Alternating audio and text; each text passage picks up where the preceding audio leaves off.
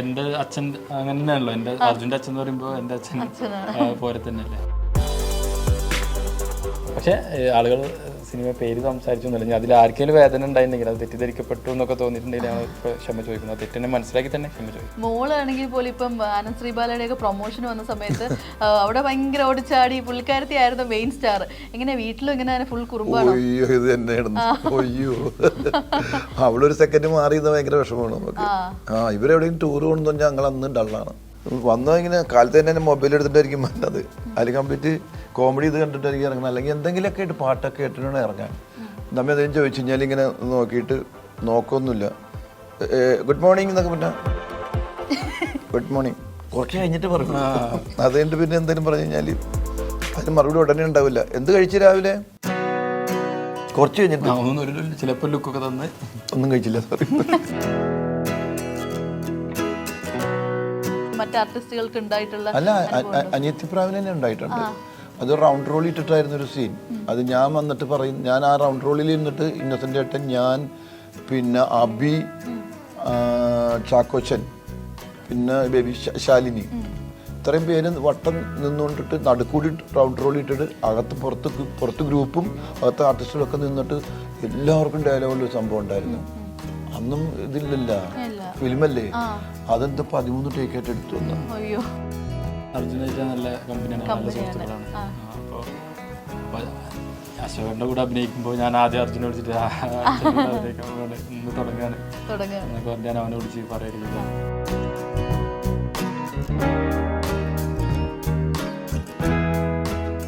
Hello and welcome to Noor talks. അപ്പോൾ ഇന്നത്തെ നമ്മുടെ ഗസ്റ്റ് ടർക്കിഷ് തർക്കം എന്ന സിനിമയുടെ വിശേഷങ്ങളുമായി ഹരിശ്രീ അശോകൻ ചേട്ടൻ ആൻഡ് ലുക്മാൻ.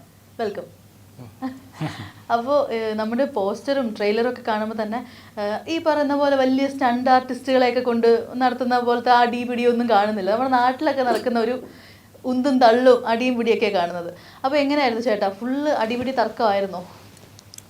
ഒരു തർക്കത്തിൽ നിന്നുണ്ടാകുന്ന അടി അത്രേ ഉള്ളൂ. അത് വലിയ ഫൈറ്റ് ഒന്നും അല്ല. പക്ഷെ അത് ഭയങ്കര രസമായിട്ട് ഭയങ്കര നാച്ചുറൽ സ്റ്റൈലിൽ ചെയ്തേക്കണം. അത് ശരിക്കും കുറേ ദിവസം ഉണ്ടായിരുന്നതാ ഫൈറ്റ് എന്ന് പറഞ്ഞാൽ മാസ്റ്റർ ഉണ്ടായിരുന്നെങ്കിൽ തന്നെയും ശരിക്കും പലർക്കും അടി കൊള്ളയും കൊടുക്കുകയൊക്കെ ചെയ്ത സിറ്റുവേഷൻ ആയിരുന്നു അത്. അപ്പോൾ ഈ മാസ്റ്ററിൻ്റെ ഒരു കഴിവാണല്ലേ, അതായത് ഒട്ടും മറ്റേ നമ്മൾ പ്ലാൻ ചെയ്ത് നടക്കുന്ന ഒരു ഫൈറ്റ് ആണെന്ന് തോന്നൂല്ല, എന്നാൽ നാച്ചുറലി സംഭവിക്കുന്നു. എന്താണെങ്കിലും മാസ്റ്റർ വേണം. എങ്ങനെയാണെങ്കിലും മാസ്റ്റർ ഇല്ലാതെ പറ്റില്ല. ഷോർട്ട് ഡിവൈഡ് ചെയ്യാൻ പറ്റില്ല. ഈ സിനിമക്ക് അത്തരം ഒരു ഫൈറ്റാണ് ആവശ്യം. അതാണ്. ലുക്മാന്റെ റോളിനെ കുറിച്ചൊന്ന് പറയും ഇതിനകത്ത്. എൻ്റെ മാസി എന്നാണ് എൻ്റെ ക്യാരക്ടറിൻ്റെ പേര്. ഒരു സാധാരണ നാട്ടുകാരൻ, ഒരു നാട്ടിൽ നടക്കുന്ന ഒരു സംഭവമാണ്. അപ്പോൾ എൻ്റെ ലൈഫിൽ നടക്കുന്ന ഒരു സംഭവവുമായി ബന്ധപ്പെട്ടാണ് സിനിമ പോകുന്നത്. എൻ്റെ ഉപ്പായിട്ട് ഫാദറായിട്ട് അഭിനയിക്കുന്ന അശോക ചേട്ടനാണ്, ചേച്ചിയാണ് അമ്മയായിട്ട് അഭിനയിക്കുന്നത്. അപ്പോൾ ഞങ്ങളുടെ ഫാമിലി, ഞങ്ങൾ പെങ്ങളുണ്ട്, അനിയനുണ്ട്, എന്താണ് അശോകൻ ചേട്ടൻ അനിയനായിട്ട് ഒരാളുണ്ട്, അവരുടെ വൈഫുണ്ട്. അങ്ങനത്തെ ഒരു ചെറിയൊരു ഫാമിലിയാണ്. ആ ഫാമിലിയിൽ നടക്കുന്ന ഒരു സംഭവം എങ്ങനെ നാടിനെ എഫക്റ്റ് ചെയ്യുന്നു എന്നുള്ളതാണ് സിനിമ സംസാരിക്കുന്നത്. അശോകൻ ചേട്ടൻ്റെ ഇതിൽ ലുക്സ് ഒക്കെ കാണുമ്പോൾ തന്നെ ഭയങ്കര ചേഞ്ചാണ് ആ ലുക്കിനൊക്കെ. അപ്പോൾ ഒരുപാട് വിഷമങ്ങളിൽ കൂടെ കടന്നു പോകുന്ന ഒരു കഥാപാത്രമാണോ? അല്ല, ഒരു സാധാരണ മനുഷ്യനാണ്. ഒരു ചെറിയ കച്ചവടമൊക്കെ ഉണ്ട് മാർക്കറ്റിൽ. അതുകൊണ്ട് കുടുംബം നോക്കുന്ന ഒരാളാണ്. അപ്പൊ അതിലേക്ക് വന്ന് കയറുന്ന ഒരു ചെറിയ പ്രശ്നമാണ് അത് വലുതാവുന്നത്. അതാണ് സിനിമ. ഈ പറയുന്ന പോലെ തർക്കങ്ങൾ റിയൽ ലൈഫിൽ കണ്ടിട്ടുള്ളതിൽ വെച്ച് ഏറ്റവും വലിയ ഇങ്ങനത്തെ ഒരു തർക്കം കണ്ടിട്ടുണ്ടോ നാട്ടിലൊക്കെ? ഞാൻ അങ്ങനെ ഒന്നും മനസ്സിൽ ഓർക്കാനുള്ളത്. തർക്കങ്ങൾ ഉണ്ടായിട്ടുണ്ട്. അത് പുറത്ത് പല സ്ഥലത്തും തർക്കങ്ങൾ ഉണ്ടായിട്ടുണ്ട്. പക്ഷെ അതൊക്കെ ഞാൻ അപ്പം അങ്ങോട്ട് വിടും. പക്ഷെ ഇങ്ങനത്തെ ഒരു സംഭവം അങ്ങനെ നടന്നതായിട്ട് നമുക്ക് എക്സ്പീരിയൻസ് കേട്ടറിവ് മാത്രമേ ഉള്ളൂ. സിനിമയിൽ നടന്ന സംഭവം നമ്മൾ പല വാർത്തകളും കേട്ടിട്ടുണ്ട് എന്നല്ലാതെ അങ്ങനെ നമുക്കത് എക്സ്പീരിയൻസ് ചെയ്യാൻ സാധ്യത കുറവുള്ള അങ്ങനത്തെ ഒരു സംഭവമാണ് ശരിക്കും ഫാമിലി നടക്കുന്നത്. പക്ഷെ ഇവിടെ സംഭവിച്ചത്, ഈ സിനിമയിൽ സംഭവിച്ചെങ്ങനെയാണെന്ന് പറഞ്ഞു കഴിഞ്ഞാൽ അത് പറയാൻ പറ്റില്ല ഞങ്ങൾക്ക്. പക്ഷെ ഒരു തർക്കത്തിന് കാരണമാകുന്ന ഉതകുന്ന രീതിയിലുള്ളൊരു സംഭവമാണ്. ആ സംഭവമാണ് സിനിമ. അത് പറയാൻ പറ്റില്ലല്ലോ. അതിന് രണ്ട് പക്ഷമായിട്ട് നിന്നുകൊണ്ടുള്ള തർക്കമാണ്. പീരിമേഡിലായിരുന്നല്ലോ ഷൂട്ടൊക്കെ കൂടുതലും. അപ്പോൾ അവിടുത്തെ ക്ലൈമറ്റ് ഒക്കെ എന്ന് പറയുമ്പോൾ എപ്പോൾ വേണമെങ്കിലും ചേഞ്ച് ചെയ്യുക. ഭയങ്കര തണുപ്പായിരുന്നു. ഭയങ്കര തണുപ്പും മഴയും. അയ്യോ, പക്ഷെ എന്താ പറയുക, ആ വിഷമമൊന്നും നമുക്ക് സിനിമ ഷൂട്ട് ചെയ്യുന്ന സമയത്ത് തോന്നിയില്ല. അത് സഹിച്ചെങ്കിലും നല്ലൊരു സിനിമയിൽ അഭിനയിക്കുമ്പോൾ ഉണ്ടാകുന്ന ഒരു സുഖം ഉണ്ടായിരുന്നു അതിൻ്റെ അകത്ത്. നമ്മൾ ആദ്യം തന്നെ കണ്ടത് ശരിക്കും പറഞ്ഞാൽ ലുക്മാന്റെയും സണ്ണിവേന്റെയും കൂടെ ഉള്ള ഒരു അടിപിടിയായിരുന്നു. അപ്പോൾ ശരിക്കും കുറെ അല്ലാതൊക്കെ ഇങ്ങനെ കുറെ വീഡിയോസ് ഒക്കെ ഷെയറിനകത്ത് വരുന്നത് ശരിക്കുള്ള അടിപിടിയാണ്. പിന്നീട് നമുക്ക് പ്രൊമോഷൻ ആണെന്നുള്ള സംഭവം മനസ്സിലായത്. ഇത് ആരുടെ ഐഡിയ ആയിരുന്നു? പ്രൊഡക്ഷൻ്റെ ഐഡിയ ആയിരുന്നു. പ്രൊഡക്ഷൻ്റെ ഡയറക്ടറൊക്കെ ഐഡിയ ആയിരുന്നു. എന്നിട്ട് എങ്ങനെയായിരുന്നു ആ ഒരു ലൈക്ക് എങ്ങനെയായിരുന്നു അത് പ്ലാൻ ചെയ്തത്? എങ്ങനെയായിരുന്നു? ഞങ്ങൾ ഓൾറെഡി ഒരു സിനിമ ചെയ്തുകൊണ്ടിരിക്കുകയായിരുന്നു. ഞാൻ ശ്രമിച്ചത് പെരുമാനി എന്ന് പറഞ്ഞ പടം. അങ്ങനെ ലൊക്കേഷനിൽ വന്ന് അങ്ങനെ നമുക്ക് അവിടുന്ന് എന്തൊരു ഐഡിയ ചെയ്യാമെന്ന് പറഞ്ഞിട്ട് അങ്ങനെ ഐഡിയ ചെയ്തു. പക്ഷെ അത് ഔട്ടായത് വിചാരിച്ച പോലെ ഒരു പ്രൊമോഷൻ എന്നുള്ള സാധനം അവസാനം ഒരു പ്ലാൻ ഉണ്ടായിരുന്നു. വീഡിയോയുടെ അവസാനത്തിൽ ഒരു പ്രൊമോഷൻ ആയിരുന്നു എന്നുള്ള. പക്ഷെ അത് കൊടുക്കാതെ തന്നെ അത് ഔട്ടായത്. അപ്പോൾ അതിൻ്റെതായ കുറച്ച് ബുദ്ധിമുട്ടുകൾ ഉണ്ടായി. ആളുകൾക്കും കുറച്ച് ആളുകളെ തെറ്റിദ്ധരിപ്പിച്ചു എന്നുള്ളൊരു സാധനമൊക്കെ ഉണ്ടായി. അതിൽ നമുക്ക് വിഷമമുണ്ടായി. ചിലത് നമ്മൾ അങ്ങനെ വിചാരിച്ച പോലെ തെറ്റുകൾ സംഭവിക്കുമല്ലോ, വിചാരിച്ച പോലെ അല്ല. പക്ഷേ അത് ഉദ്ദേശം സിനിമ ആളുകളിലേക്ക് എത്തിക്കുക എന്നുള്ളതായിരുന്നു അവരുടെ ഉദ്ദേശം. നമ്മളൊപ്പം നിന്നെടുത്തു എന്നുള്ളതായിരുന്നു. അപ്പോൾ പക്ഷേ ആളുകൾ സിനിമ പേര് സംസാരിച്ചു എന്നല്ല, അതിൽ ആർക്കെങ്കിലും വേദന ഉണ്ടായിട്ടുണ്ടെങ്കിൽ അത് തെറ്റിദ്ധരിക്കപ്പെട്ടു എന്നൊക്കെ തോന്നിയിട്ടുണ്ടെങ്കിൽ ഞങ്ങൾ ക്ഷമ ചോദിക്കുന്നത്. തെറ്റിനെ മനസ്സിലാക്കി തന്നെ ക്ഷമ ചോദിക്കും. അശോകേട്ടൻ ഇപ്പം തന്നെ ഈയിടെയായിട്ട് ചെയ്യുന്ന റോൾസ് എല്ലാം കുറച്ച് സീരിയസ് ആയിട്ടുള്ള റോൾസും ഇമോഷണൽ അങ്ങനത്തെ റോൾസ് ഒക്കെ ചെയ്യുന്നുണ്ട്. അപ്പോൾ നമ്മൾ പണ്ട് പോലെ അശോകൻ ചേട്ടനെ കണ്ടുവന്നിട്ടുള്ളത് നമ്മുടെയൊക്കെ ഒരു എന്താ പറയുക, എല്ലാവരുടെയും ചൈൽഡ്ഹുഡിൽ ഇമ്പോർട്ടൻ്റ് ആയിട്ടുള്ള കുറച്ച് പേരാണ് നിങ്ങളെല്ലാവരും. അപ്പോൾ എപ്പോഴാണ് ചേട്ടൻ തീരുമാനിച്ചത് എനിക്ക് ലൈക്ക് ഇനി ഒരു നമ്മുടെ ക്യാരക്ടേഴ്സ് കുറച്ച് ചേഞ്ച് വേണം എന്ന് തീരുമാനിച്ച ഒരു പോയിന്റ് എപ്പോഴായിരുന്നു? ഞാൻ തീരുമാനിച്ചല്ല, എൻ്റെ അടുത്ത് വന്ന സിനിമകൾ ചെയ്തു, അത്ര തന്നെ. അത്രേ ഉള്ളൂ. ഞാൻ തീരുമാനിക്കുന്നതല്ലല്ലോ സിനിമ. കഥകൾ വരാന്നത് അങ്ങനെ ഡിഫറെൻറ്റ് ക്യാരക്ടർ ചെയ്യാമോ എന്ന് വെച്ചപ്പോൾ ഞാൻ ചെയ്യാം. എനിക്ക് ഇമോഷണൽ ആയിട്ടുള്ള കുറച്ച് ക്യാരക്ടർ ചെയ്യണമെന്ന് വലിയ താല്പര്യം ഉണ്ടായിരുന്നു, ഡിഫറെൻ്റ് ആയിട്ടുള്ള ക്യാരക്ടർ ചെയ്യണം. അപ്പോൾ അത് അറിയാതെ എന്നിലേക്ക് വന്നു, അത് ചെയ്തു. പണ്ട് പണ്ടും ചെയ്തിട്ടുണ്ട്, വളരെ കുറവാണ് ചെയ്തേക്കുന്നത്. അപ്പോൾ ഈ ഒരു ഇത്രയും ഫസ്റ്റ് ആ ഒരു സീരിയസ് ആയിട്ടുള്ളത് ഈ ഒരു റോൾസ് ചെയ്തപ്പോൾ ഏത് മൂവിയിലൂടെ ആയിരുന്നു ചേട്ടൻ? അത് നമ്മൾ ഈ മാനത്തെ കൊട്ടാരം എന്ന് പറയുന്ന ആദ്യകാലത്ത് തുടങ്ങിയ സമയത്ത് തന്നെ നമുക്ക് ഈ കോമഡി കളിക്കുന്നതിൻ്റെ ഇടയിൽ എന്തെങ്കിലും ഒരു സെൻറ്റിമെൻറ്റ്സ്, ഒരു ഡയലോഗ് പറയാൻ പറ്റിയിരുന്നെങ്കിൽ, ഒന്ന് റിയാക്ട് ചെയ്യാൻ പറ്റിയിരുന്നെങ്കിലൊക്കെ ആഗ്രഹം ഉണ്ടായിട്ടുണ്ട്. അപ്പോൾ അതിൽ ദിലീപിൻ്റെ അമ്മയെടുത്ത് ചെന്നിട്ട് അവിടെ നിന്ന് അടികൊണ്ട് പോരുന്ന ഒരു സിറ്റുവേഷനിൽ ദിലീപിനോട് പിന്നീട് കിങ്കോജെട്ടിൽ വെച്ച് ഷൂട്ട് ചെയ്യുന്ന സമയത്ത് എനിക്ക് പറയുന്നുണ്ട് നമ്മൾ ആ ഷൂട്ടിങ്ങിൽ, നിന്റെ വീട്ടിൽ ചെന്നിട്ട് നിന്റെ അമ്മ ഇങ്ങനെ ചെയ്തടാ, വെള്ളമെടുത്ത് തലയിൽ ഒഴിച്ചു ചെയ്തു, നിന്റെ നമുക്ക് എന്താ ഭ്രാന്താണ്? അതെ, എന്നെ നമുക്ക് ഭ്രാന്ത്, ശരിക്കും ഭ്രാന്താണ് ആ പടത്തിൽ. അപ്പോൾ നമ്മുടെ മനസ്സിൽ നമുക്കൊരു വിഷമം വരും. അപ്പോൾ അതൊക്കെ ചെയ്തപ്പോൾ ആദ്യമായിട്ട് കിട്ടുന്ന ഒരു ഇമോഷനാണ്, ഭയങ്കര കൊതിയായിരുന്നത്. ഇപ്പോൾ അത് കിട്ടുമ്പോഴാണ് നമുക്ക് ചെയ്യാനായിട്ടുള്ള ഒരു ആവേശം വരുന്നത്. അതാണ്. അതിനുശേഷമൊക്കെ ചെയ്തിട്ടുണ്ട്, അനിയത്തിപ്രാവിൽ ചെയ്തിട്ടുണ്ട്. അങ്ങനെ പിന്നെ ചില പടങ്ങളിലൊക്കെ ചെയ്തിട്ടുണ്ട് നമ്മൾ കുറച്ചായിട്ട്.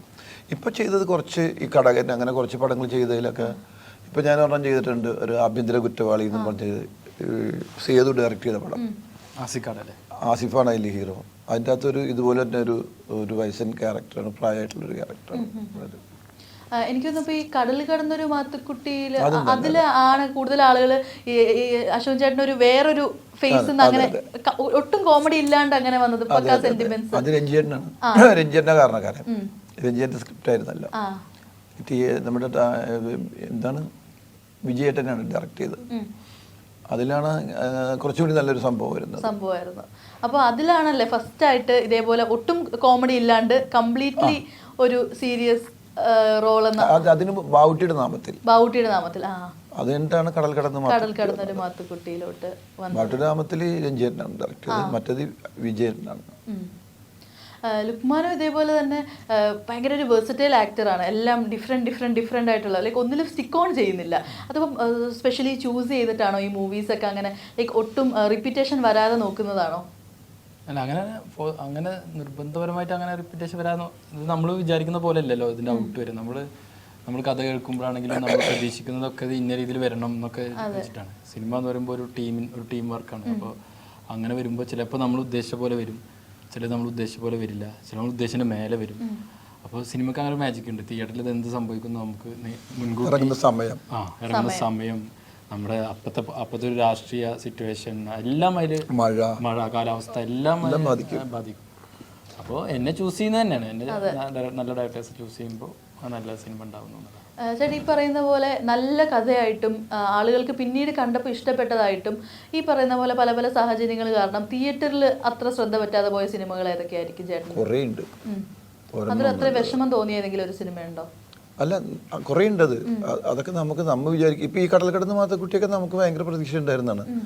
ബാവുട്ടിയുടെ നാമത്തിലും ഭയങ്കര പ്രതീക്ഷ ഉണ്ടായിരുന്നു. ബാവുട്ടിയുടെ നാമത്തിലൊക്കെ നല്ല ക്യാരക്ടറല്ലേ ചെയ്തത്. അപ്പം അതൊന്നും വേണ്ട വിധത്തിൽ അങ്ങനെ അത്ര ഓടിയില്ല. പക്ഷെ കമ്പനി ലാഭത്തിലാണ്, പൈസ കിട്ടി. പക്ഷെ എന്നാലും നമ്മളങ്ങോട്ട് ജനങ്ങളിലേക്ക് അത്ര അങ്ങോട്ട് എത്തിയില്ല ആ ക്യാരക്ടറൊക്കെ ചെയ്യും. അപ്പം നമ്മൾ ഡിഫറെൻ്റ് ആയിട്ട് എന്ത് ക്യാരക്ടർ ചെയ്താലും ശരിയാണ്, അത് ജനം കണ്ടാലാണ് നമുക്ക് ഗുണം ചെയ്യുള്ളൂ. അപ്പം അങ്ങനെ കാണാതെ വരുമ്പോൾ നമുക്കൊരു വിഷമം ഉണ്ടാവും. അതെ. അപ്പോൾ ലുക്മാനൊക്കെ ആണെങ്കിൽ പോലും ചൈൽഡ്ഹുഡിലൊക്കെ ഒരുപാട് കണ്ടിട്ടുള്ളതായിരിക്കുമല്ലോ അശോകൻ ചേട്ടൻ്റെ മൂവീസും എല്ലാം. അപ്പോൾ ഏറ്റവും ഫേവറേറ്റ് ആയിട്ടുള്ളൊരു മൂവി ഏതായിരിക്കും? കുറേ ഉണ്ടല്ലോ, കുറേ ഉണ്ട്. നമുക്ക് തന്നെ പഞ്ചാബ് ബേസാണെങ്കിലും പറക്കുന്ന നൽകുകയാണെങ്കിലും അങ്ങനെ കുറേ സിനിമകളുണ്ട്. ഇപ്പോഴും അത് നമ്മുടെ ചെറുപ്പത്തിൽ നിന്നല്ല, ഇപ്പോഴും നമ്മൾ കണ്ടുകൊണ്ടിരിക്കുന്നത്. നമ്മൾ നല്ല രീതി എൻജോയ് ചെയ്യണം. നമ്മുടെ ഫാമിലീസ്, നമ്മുടെ വീട്ടുകാർ, എല്ലാവർക്കും നമുക്ക് അത്ര. അപ്പോൾ അങ്ങനെ ഒരാളുടെ കൂടെ അശോകൻ ചേട്ടൻ്റെ കൂടെ അഭിനയിക്കുക, അന്ന് ആദ്യമൊക്കെ സ്ക്രിപ്റ്റ് ആരാണ് ഫാദർ എന്ന് അറിയാൻ വേണ്ടി ഞാനിങ്ങനെ അശോകേട്ടനാണെന്നൊക്കെ പറഞ്ഞപ്പോൾ പിന്നെ ഭയങ്കര എക്സൈറ്റഡ് ആയിരുന്നു. പിന്നെ അർജുനായിട്ട് നല്ല കമ്പനിയാണ്, നല്ല സുഹൃത്തുക്കളാണ്. അപ്പോൾ അശോകന്റെ കൂടെ അഭിനയിക്കുമ്പോൾ ഞാൻ ആദ്യം അർജുനെ വിളിച്ചിട്ട് അഭിനയിക്കാൻ പോവാണ്, ഇന്ന് തുടങ്ങാണ് എന്നൊക്കെ പറഞ്ഞ് ഞാൻ അവനെ വിളിച്ച് പറയുകയൊക്കെ ചെയ്തായിരുന്നു. പിന്നെ ഞങ്ങൾ 2 ദിവസം കഴിഞ്ഞപ്പോൾ എനിക്ക് ആദ്യം സംസാരിക്കാനൊക്കെ പിന്നെ അത് എങ്ങനെയായിരുന്നു? കൂട്ടുകാരന്റെ അച്ഛൻ എന്നുള്ളൊരു ഫീൽ ആയിരുന്നോ അതോ സീനിയർ ആർട്ടിസ്റ്റ് എന്നുള്ളൊരു ഫീൽ ആയിരുന്നു? രണ്ടുണ്ടായിരുന്നു. എന്റെ അച്ഛൻ അങ്ങനെ തന്നെയാണല്ലോ, എന്റെ അർജുന്റെ അച്ഛൻ എന്ന് പറയുമ്പോൾ എന്റെ അച്ഛൻ പോലെ തന്നെയല്ലേ. അപ്പോൾ നമ്മൾ സംസാരിക്കുമ്പോഴുള്ള ഒരു ഇതൊക്കെ ഉണ്ടായിരുന്നു. എന്നിട്ട് എന്നാ പക്ഷേ നമ്മുടെ ജോലി അപ്പുറത്ത് ഉണ്ടല്ലോ, അത് അതിന് അവിടെ 2 ആർട്ടിസ്റ്റുകൾ നിന്നല്ലേ. അപ്പോൾ അതിലോട്ട് എത്താൻ അപ്പോൾ അശോകൻ ചേട്ടൻ തന്നെ എന്നെ അടുത്ത് വിളിച്ച് നമ്മൾ സംസാരിച്ച് കുറെ തമാശകളൊക്കെ പറഞ്ഞു. അപ്പൊ പിന്നെ സെറ്റായി. അശോകൻ ചേട്ടനും അതേപോലെ ആണോ? അതായത് ഇവരെയൊക്കെ എന്താ യങ്സ്റ്റേഴ്സ് എന്നുള്ള രീതിയാണോ അതോ അർജുൻ ചേട്ടൻ്റെ കൂട്ടുകാരന്മാര് ലൈക്ക് മോന്റെ കൂട്ടുകാര് ആ ഒരു ഫീലാണോ കിട്ടാറ്? ഇല്ല, ഞാൻ എങ്ങനെ അതെല്ലാം എൻ്റെ മനസ്സിലുണ്ട്. ഞാൻ ഏത് പടത്തിൽ അഭിനയിക്കാൻ ചെന്നാലും ശരിയാണ്, എൻ്റെ കൂടുതൽ ആർട്ടിസ്റ്റുകളായിട്ട് ഞാനാണ് കൂടുതൽ മിങ്കിൾ ചെയ്യും. അല്ലെങ്കിൽ ഞങ്ങൾക്ക് അഭിനയിക്കാൻ പറ്റില്ല. അവരൊരു എന്തോ ഒരു മിങ്കിൾ ചെയ്യുമ്പോൾ അത്രയും മിങ്കിൾ ചെയ്യും, ഏത് ആർട്ടിസ്റ്റ് ആണെങ്കിലും. എന്നാലും കുറച്ച് ഫ്രീ ആവണം. അത് ഒരു ഗ്യാപ്പ് നമുക്ക് ചെയ്യാൻ പറ്റില്ല, ബുദ്ധിമുട്ടായിരിക്കും. പ്രത്യേകിച്ച് ഇപ്പൊ അച്ഛനും മോനും എന്നൊക്കെ പറയുമ്പോൾ അങ്ങനെ അഭിനയിക്കണമെങ്കിലും അല്ല, ഏത് ക്യാരക്ടർ ആണെങ്കിലും വില്ലൻ ശത്രുക്കളാണെങ്കിൽ പോലും ഒരു ബന്ധം ഉണ്ടാവണം. അപ്പൊ അർജുനെ വിളിച്ച് പറയുമ്പോൾ എങ്ങനെ? അർജുനെ പൊതുവേ നമ്മൾ ഇന്റർവ്യൂവിന് വരുമ്പോഴായാലും ചുമ്മാ നമ്മുടെ ഈ തിയേറ്ററിൽ നിന്ന് റിവ്യൂ എടുക്കുമ്പോഴായാലും ഭയങ്കര കൂളാണ്. ക്യാമറാമാന്മാരെയൊക്കെ ഇടാപോടെ ആ ബന്ധമാണ്. അപ്പൊ എന്താണ് അർജുന്റെ റെസ്പോൺസ്? എങ്ങനെയാണ്? തഗ്ഗൊക്കെ അടിക്കാറുണ്ടോ? അർജുനായിട്ട് അങ്ങനെ റെസ്പോൺസ് ഞങ്ങൾ അത്രയും കമ്പനിയാണ്. ഞങ്ങൾ ഒരുമിച്ച് ഒരു കുറെ പടം ഉണ്ട് ചെയ്തിട്ടുണ്ട്. അതിനുശേഷം ടിനു പാപ്പച്ചൻ്റെ പടം ചെയ്തിട്ടുണ്ട്. അതുകൂടാതെ തന്നെ ഞങ്ങൾ കൊച്ചിയിൽ നിന്ന് കാണാറുണ്ട്, അല്ലെങ്കിൽ ഞങ്ങൾ വിളിക്കാറുണ്ട്, സംസാരിക്കാറുണ്ട്. അത്രയും ബന്ധമാണ്. ജസ്റ്റ് അങ്ങനെ ഫ്രണ്ട്ലി ടോക്ക് തന്നെയാണ്. ആനന്ദ് ശ്രീബാല കഴിഞ്ഞിട്ട് ഇറങ്ങിയപ്പോൾ ചേട്ടൻ്റെ റെസ്പോൺസ് ഭയങ്കര ഇതായിരുന്നു. അത് അത്രയ്ക്ക് മനസ്സിൽ കണ്ടോ അത് സിനിമ? അല്ല, ആ ക്യാരക്ടർ ഞാൻ എൻ്റെ മോനായതുകൊണ്ട് പറഞ്ഞല്ല, ആ ക്യാരക്ടർ ഭംഗിയായിട്ട് ചെയ്തവൻ. മറ്റേ മോശമൊന്നല്ല, വേറെ ക്യാരക്ടേഴ്സ് അവന് ഇത്തിരി ബുദ്ധിമുട്ടുള്ളൊരു റേഞ്ചാണ്. ഇത്തിരി കയറാനും പാടില്ല, താഴേക്കും പോകാൻ പാടില്ല. അത് ആ മീറ്റർ കറക്റ്റായിട്ട് പിടിച്ചപ്പോൾ എനിക്ക് ഭയങ്കര സന്തോഷം തോന്നി. മോളാണെങ്കിൽ പോലും ഇപ്പം ആനന്ദ് ശ്രീബാലയുടെ ഒക്കെ പ്രൊമോഷൻ വന്ന സമയത്ത് അവിടെ ഭയങ്കര ഓടിച്ചാടി പുള്ളിക്കാരത്തി ആയിരുന്നു മെയിൻ സ്റ്റാർ. എങ്ങനെ വീട്ടിലും ഇങ്ങനെ ഫുൾ കുറുമ്പാണോ? അയ്യോ, ഇത് തന്നെയായിരുന്നു. അയ്യോ, അവളൊരു സെക്കൻഡ് മാറിയത് ഭയങ്കര വിഷമമാണ് നമുക്ക്. ഇവരെവിടെയും ടൂർ കൊണ്ടെന്ന് പറഞ്ഞാൽ ഞങ്ങൾ അന്ന് ഡള്ളാണ്. ഇവര് പുറത്തൊക്കെ പോകുമ്പോ ഒരാഴ്ച 10 ദിവസം കഴിഞ്ഞിട്ടൊക്കെ വരുള്ളേ. നമ്മളാകെ ഡള്ളായി പോകും. വരുന്നവർ വീടിന് അടക്കം ഉണ്ടാവില്ല. ഞങ്ങളപ്പോ പുറത്തു എവിടെയെങ്കിലും സിനിമ പോയി കളയും, എവിടെയെങ്കിലൊക്കെ എന്തെങ്കിലും പോയി കളയാലും ശരിയാവില്ല. സ്കൂളിലൊക്കെ പോയിട്ട് വന്നിട്ട് എന്താ വിശേഷങ്ങളൊക്കെ പറയാം? ഭയങ്കര സീരിയസ് ആണൊക്കെ പറയുന്നത്, സീരിയസ് ആയിട്ട് പറയുള്ളൂ. വന്നാൽ ഇങ്ങനെ കാലത്ത് തന്നെ മൊബൈൽ എടുത്തിട്ടായിരിക്കും വന്നത്. അതിൽ കംപ്ലീറ്റ് കോമഡി ഇത് കണ്ടിട്ടായിരിക്കും ഇറങ്ങുന്നത്, അല്ലെങ്കിൽ എന്തെങ്കിലുമൊക്കെ ആയിട്ട് പാട്ടൊക്കെ കേട്ടിട്ടാണ് ഇറങ്ങാൻ. നമ്മ എന്തെങ്കിലും ചോദിച്ചു കഴിഞ്ഞാൽ ഇങ്ങനെ നോക്കിയിട്ട് നോക്കൊന്നുമില്ല. ഗുഡ് മോർണിംഗ് എന്നൊക്കെ പറഞ്ഞാൽ ഗുഡ് മോർണിംഗ് കുറച്ച് കഴിഞ്ഞിട്ട് പറഞ്ഞു. അത് കഴിഞ്ഞിട്ട് പിന്നെ എന്തെങ്കിലും പറഞ്ഞു കഴിഞ്ഞാൽ അതിന് മറുപടി ഉടനെ ഉണ്ടാവില്ല. എന്ത് കഴിച്ചു രാവിലെ? കുറച്ച് കഴിഞ്ഞിട്ട് ചിലപ്പോൾ ലുക്കൊക്കെ തന്നെ ഒന്നും കഴിച്ചില്ല. വലിയ സീനിയർ ആയിട്ടുള്ള നമ്മുടെ ബോസൊക്കെ ആയിട്ട് നിൽക്കുന്ന പോലെ അങ്ങനത്തെ. ഇത് ആരുടെ സ്വഭാവം? അർജുൻ ഇങ്ങനെ ആയിരുന്നോ പണ്ടൊക്കെ? കൊച്ചിന്റെ സ്വഭാവം തന്നെ. അമ്മയുടെ സ്വഭാവമാണ്. അപ്പൊ ഇങ്ങനെയാണ് വീട്ടില് ഫുള്ള് ഫണ്ണാണ്, ആളില്ലെങ്കിൽ വീട് ഉറങ്ങി. അയ്യോ, ഭയങ്കര സംഭവമാണ്. അവളില്ലെങ്കിൽ പിന്നെ ഒന്നുമില്ല വീട്. എങ്ങനെ ഗ്രാൻഡ് ഫാദർ ആയതിനു ശേഷം, അപ്പനായതിനു ശേഷം അശോകൻ ചേട്ടന്റെ സ്വഭാവത്തിൽ എന്തൊക്കെ ചേഞ്ചസ് ആവുന്നത്? എനിക്ക് അങ്ങനെ സ്വഭാവത്തിൽ നേരത്തെ ഒന്നും ഉണ്ടായില്ല, ഇപ്പോഴും അങ്ങനെ തന്നെയാണ്. ഞാൻ ഇപ്പോഴും കുഞ്ഞു കുട്ടികളുടെ കൂടെ കൂടുന്ന ആളാണ്. വലിയ ആൾക്കാരുടെ കൂടെ എല്ലാവരും കൂടെ കൂടും, എല്ലാ പ്രായക്കാരുടെ കൂടെ ഞാൻ കൂടും. എനിക്ക് ഭയങ്കര ഇഷ്ടമാണ് അത്. അപ്പോൾ വീണ്ടും നമ്മൾ ടർക്കിഷ് തർക്കത്തിലോട്ട് വരികയാണെങ്കിൽ ലൈക്ക് ഇതിപ്പോൾ ഒരു നാട്ടിൽ നടക്കുന്ന കഥയാണല്ലോ, അപ്പം അവിടുത്തെ പീരിമേഡിലെ ആളുകളൊക്കെ ഇൻവോൾവ് ആയിട്ടുണ്ടോ നമ്മുടെ മൂവിയിൽ? ആ ഉണ്ട്. കുറെ പേരുണ്ടായി. അത് സ്വാഭാവികമായിട്ടും ഉണ്ടാവുമല്ലോ. നമ്മളൊരു സ്ഥലത്ത് പോയി ഷൂട്ട് ചെയ്യാണ്, അതെ, പല രീതിയിലുള്ള ആളുകൾ അവിടെ ഉണ്ടാവും. ജൂനിയർ ആർട്ടിസ്റ്റുകളെ വേണ്ടി വരും നമുക്ക് അവിടെ. കുറേ സോഴ്സസ് വേണ്ടി വരുമല്ലോ. അപ്പോൾ ഉറപ്പായിട്ട് അവരൊക്കെ ഇൻവോൾവ് ആയിട്ടുണ്ട്. പിന്നെ ഒരുപാട് ആർട്ടിസ്റ്റുകൾ ഉണ്ട് ഈ സിനിമയിൽ. നമ്മളിപ്പോൾ എപ്പോഴും ജൂനിയർ ആർട്ടിസ്റ്റുകൾ വേണം, 100 ജൂനിയർ ആർട്ടിസ്റ്റ് എന്നൊക്കെ നമ്മൾ പറയുമല്ലോ. അത്ര തന്നെ ആർട്ടിസ്റ്റുകളാണ് ഇതിലുള്ളത്. അവർക്കൊക്കെ ഡയലോഗ്സും അവർക്കൊക്കെ സ്ക്രീൻ പ്രസൻസും എല്ലാം ഉള്ള ഒരു സിനിമയാണ്. ഇതൊരു ഹീറോ അല്ലെങ്കിൽ ഒരു നായകൻ അങ്ങനത്തെ ഒരു പരിപാടിയല്ല. ഇതിന്റെ കണ്ടന്റ് ആണ് ഇതിന്റെ ഹീറോ. ഞാൻ പറഞ്ഞില്ല, ആ കണ്ടന്റ് നമ്മൾ പറയാത്തത് സിനിമയുടെ സുഖം പോണ്ടെന്ന് വെച്ചിട്ടല്ല. അല്ലാതെ വലിയ എന്തോ ഞങ്ങൾ മറച്ചു വെക്കുന്നു എന്നൊരു സാധനമൊന്നുമില്ല.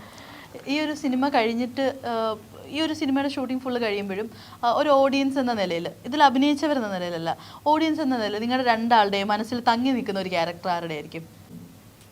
അല്ല, ടോട്ടലി എല്ലാ ക്യാരക്ടേഴ്സും ഭയങ്കര ജീവനുള്ള ജീവനുള്ള ക്യാരക്ടേഴ്സ്. സാധാരണ നമ്മളൊരു എന്താ പറഞ്ഞ ഒരു ഗിമിക് സിനിമയല്ല, ഒരു സത്യസന്ധമായ കഥയാണ്. അതുകൊണ്ട് തന്നെ അവിടുത്തെ ക്യാരക്ടേഴ്സിന് നല്ല ജീവനുണ്ട്. സത്യമായിട്ടുള്ള പച്ചയുള്ള ക്യാരക്ടേഴ്സാണ്. അപ്പോൾ ഒന്നിനൊന്നും മെച്ചത് എന്ന് പറയാൻ പറ്റില്ല. എല്ലാവരും ഈക്വൽ കളികളാണ് അതിൻ്റെ അകത്ത്. ചില സമയത്ത് നമുക്ക് തോന്നും ആ ക്യാരക്ടർ ചെയ്യാൻ പറ്റിയിരുന്നെങ്കിൽ എന്ന് തോന്നിയിട്ടുണ്ട്. അങ്ങനെ ഉണ്ട് സിനിമയിൽ, അങ്ങനെ ഇതുണ്ട്. ഇവൻ ചെയ്തപ്പോഴും എനിക്ക് തോന്നിയിട്ടുണ്ട്. പിന്നെ മറ്റവൻ ചെയ്തിട്ടുണ്ട്, സണ്ണി ചെയ്തപ്പോഴും എനിക്ക് തോന്നി ചെറിയ സീനുണ്ട് സണ്ണിയുടെ, ഗംഭീര സീനാണത്. അപ്പൊ സാധനം കിട്ടിയിരുന്നെങ്കിൽ ആശിച്ചിട്ടുണ്ട്. അങ്ങനെയൊക്കെ ആശിച്ചിട്ടുണ്ട്. ലുക്മാൻ അങ്ങനെ എന്തെങ്കിലും തോന്നിയിട്ടുണ്ടോ? ലൈക്ക് ഈ ഒരു ക്യാരക്ടർ മനസ്സിൽ തങ്ങി നിന്നിട്ടുള്ള ഒരു ക്യാരക്ടർ ഈ സിനിമയിൽ? ഈ പറഞ്ഞ പോലെ എനിക്കങ്ങനെ എല്ലാവർക്കും നല്ല സ്പേസ് ഉണ്ട്. ഈ കഥ പറയുമ്പോൾ തന്നെ ഞാൻ പറഞ്ഞത്, അതൊരു നാട് മൊത്തം ഒരു പ്രശ്നത്തിലോട്ട് വരുന്നതാണല്ലോ. അപ്പോൾ നാട്ടുകാർക്കൊക്കെ നല്ല റോളുണ്ട്. ഈ ഗ്രൂപ്പ് ആർട്ടിസ്റ്റുകളുണ്ടല്ലേ, ഗ്രൂപ്പ് ക്രൗഡ് ഒക്കെ അവിടെയുള്ള ആൾക്കാരും പിന്നെ പുറത്തുനിന്ന് കൊണ്ടുവന്നിട്ടുണ്ട്. കുറേ പേര് എറണാകുളത്തൊക്കെ കൊണ്ടുവന്നിട്ടുണ്ട്. ഇവരൊക്കെ ആ ഗ്രൂപ്പിൽ ക്രൗഡിൽ ഒരാൾ മാറിയപ്പോൾ അറിയാൻ പറ്റും. കാരണം ഒക്കെ ആർട്ടിസ്റ്റുകളാ, ഒരു പറ്റ ആൾക്കാരുണ്ട്. അതിലെല്ലാവർക്കും ഡയലോഗും ഉണ്ട്, അടിയുണ്ട്, ഒക്കെ ഉണ്ട്. ഇതിൽ തന്നെ ഇപ്പൊ ഈ ക്രൗഡിന്, ഇത്രയും വലിയ ക്രൗഡിനിടയിൽ ലൈക്ക് ഏറ്റവും ഇതിന് അഭിനന്ദനം അർഹിക്കുന്ന ഒരാൾ ചിലപ്പോൾ ക്യാമറ കൈകാര്യം ചെയ്യുന്നതായിരിക്കും. അപ്പൊ ക്യാമറ ടീം എങ്ങനെയായിരുന്നു? റഹീമായിരുന്നു ക്യാമറ. ക്യാമറ ചെയ്തത് റഹീം ബ്രോ. ഞാനും ഇവിടെ വന്നിട്ടാണ് കൂടുതൽ ആൾ പരിചയപ്പെടുന്നത്. പക്ഷെ പുള്ളി ഭയങ്കര റിസ്ക് ആയിരുന്നു. ഇത് കുറച്ച് അങ്ങനത്തെ കുറച്ച് ഷൂട്ടുകളുണ്ട്. കുറച്ച് ടെക്നിക്കൽ സൈഡിന് കുറച്ച് അധികം പണിയുള്ള കുറച്ച് ഏരിയാസ് ഉണ്ട്.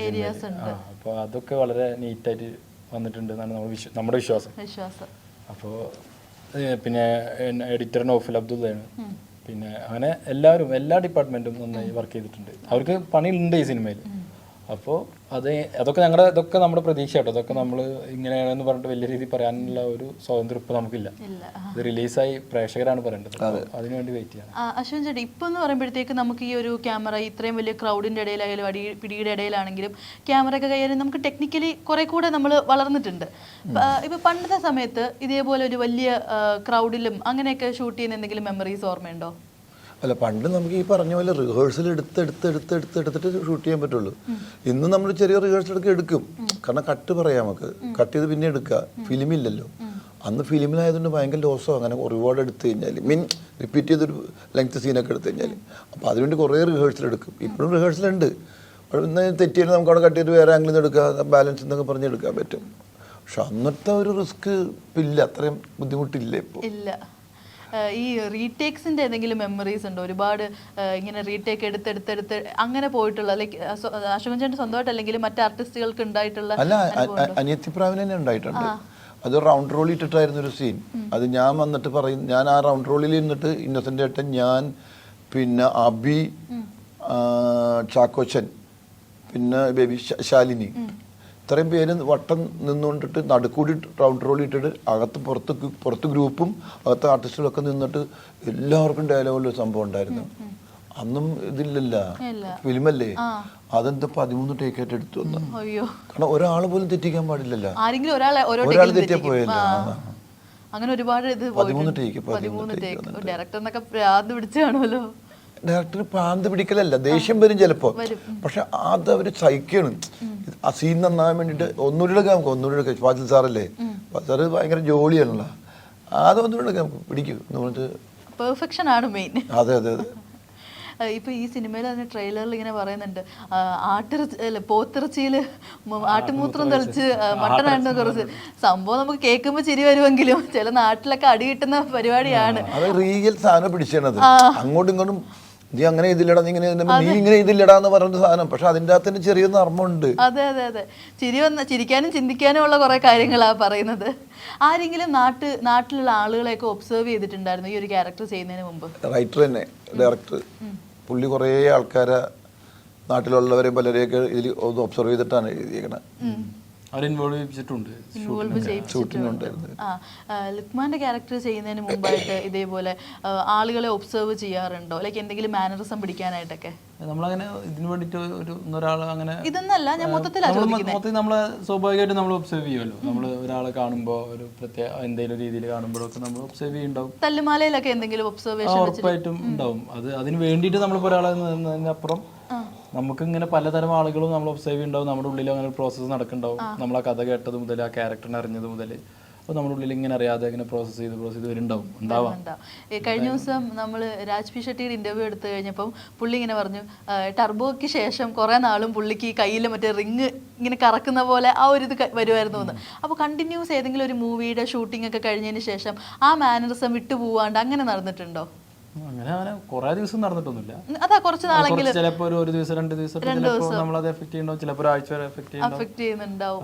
പിന്നെ നമ്മൾ അതിൽ നിന്ന് മാറും. നമ്മൾ വേറൊരു ജീവിതം നമ്മൾ ഫാമിലിക്ക് എത്തും, നമ്മൾ വേറൊരു ആളുകളുമായിട്ടൊക്കെ സമ്പർക്കമാകുമ്പോൾ മാറുന്നുണ്ട്. അശ്വൻ ചേട്ടൻ അങ്ങനെ എന്തെങ്കിലും നമ്മൾ ശരിക്കും ഒരു പടം കഴിഞ്ഞ് ത്രൂ ഔട്ട് ചെയ്യുന്ന ഒരു ക്യാരക്ടറാണ്, അതിൻ്റെ അകത്ത് ഒരു സ്റ്റൈലാണ് ഫോളോ ചെയ്തിട്ടുണ്ടെങ്കിൽ ഒരു കുറച്ച് ദിവസം കഴിഞ്ഞിട്ടായിരിക്കണം അടുത്ത പടം ചെയ്യേണ്ടത്. അല്ലെങ്കിൽ അത് കുറച്ചുള്ളിൽ കിടക്കും, അതിങ്ങനെ കിടക്കും. അങ്ങനെ കിടന്നിട്ടുള്ള ക്യാരക്ടർ അങ്ങനെ ചെയ്തിട്ടുണ്ട്, അങ്ങനെ വന്നിട്ടുണ്ട്. അങ്ങനെ അത് ഈ പഞ്ചാബി ദിവസം കഴിഞ്ഞിട്ട് എനിക്ക് അതിൽ നിന്ന് വിട്ടുപോകാൻ വലിയ പാടായിരുന്നു. അതും പിന്നെ ഈ ബാവുട്ടിയുടെ നാമത്തിൽ കഴിഞ്ഞിട്ട് അതും ഇതുപോലെ തന്നെ മുസ്ലിം ഒരു കോഴിക്കോട് സ്ലാങ് ഒക്കെ ഉണ്ടായിരുന്നില്ലേ, അതൊക്കെ അങ്ങനെ പ്രത്യേക സ്ലാങ്ങുകൾ എടുക്കാൻ നമുക്ക് അത് വിട്ടുപോകാൻ വലിയ പാടായിരിക്കും. സ്ലാങ് വരാൻ നേരത്ത് സ്ലാങ് വിട്ടുപോകാനായിട്ട് ഇത്തിരി ബുദ്ധിമുട്ടായിരിക്കും അല്ലേ? സ്ലാങ് പഠിക്കാനായിട്ട് പാടുണ്ടോ? പാടുണ്ട്. നമ്മൾ ഉപയോഗിക്കാത്ത പുതിയ സ്ലാങ് ഭയങ്കര ബുദ്ധിമുട്ടാണ്, എല്ലാവർക്കും ഉണ്ടാവും തോന്നുന്നുണ്ട്. നമ്മുടെ മലയാള സിനിമയിൽ ഏറ്റവും പെട്ടെന്ന് സ്ലാങ് പിടിച്ചു പോകുന്ന നടനാരാ?